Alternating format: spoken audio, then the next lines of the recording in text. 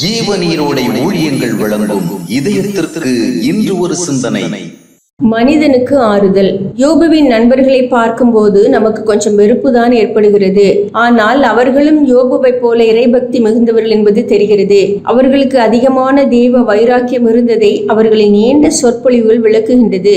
அவர்கள் தேவனை குறித்தும் அவருடைய நியாயங்களை குறித்தும் சொன்ன பல விஷயங்கள் மிக சரியானவையே. ஆனால் அவர்களின் தேவ பக்தியும் வைராக்கியமும் தேவனுக்காக பரிந்து பேச தூண்டியதே அன்றி தங்கள் நண்பனுக்காக பரிந்து பேச தூண்டவில்லை. தேவன் தவறே செய்ய முடியாத பரிசுத்தர் என்பதை அவர்கள் அதிகமாக வற்புறுத்த விரும்பினார்கள். ஆனால் அந்த நோக்கத்தை நிறைவேற்ற யோபுவை அவர்கள் மகா பாவியாக சித்தரிக்க துணிந்தார்கள். தேவனுடைய நீதியை குறித்த அவர்களின் பார்வை சரியானதே. ஆனால் யோபுவையும் அவனுடைய நீதிமான் வாழ்க்கையையும் அநீதியானது போல காண்பிக்க அவர்கள் காட்டிய தீவிரம் மிகவும் தவறானவை. அவர்களுடைய உண்மையான நோக்கம் தேவனை மகிமைப்படுத்துவதோ அவருடைய நியாயங்களை உயர்த்தி பிடிப்பதோ அல்ல. யோபுவை சாதாரணப்படுத்தி காண்பித்து அவரை மறைமுகமாக காயப்படுத்தி மகிழ்வதே அவர்களின் நோக்கம். ஆனால் முடிவை பார்க்கும்போது கடவுளுக்காக வாதாடும் வக்கீல்களாக அவர்கள் நின்றதை தேவன் கனம் பண்ணவில்லை. மாறாக அவர்கள் மேல் கோபமே அடைந்தார். ஏனென்றால் அவர்கள் யோபுவின் பாடுகளை கண்டு அவனுக்காக ஆறுதல் வார்த்தையை பேசாமல்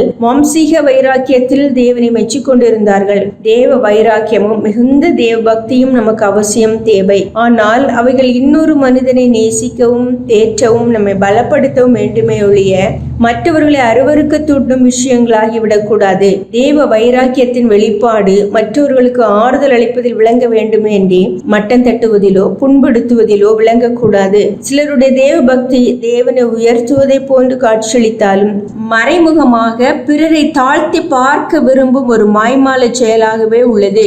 மனிதனை வெறுப்பதின் வாயிலாக நம்முடைய தேவ அன்பை வெளிப்படுத்த விரும்பினால் அந்த தேவ அன்பு தேவ அன்பாயிராது. சிந்தனைக்கு, கிளையை வெறுத்து மரத்தை நேசிக்க முடியுமா?